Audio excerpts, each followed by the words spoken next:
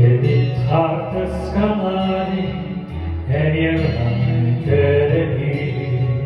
Hem ile dolaşırlardı, hem ile nurluydu. Sana gelip olsaydım, saparlar kendileri.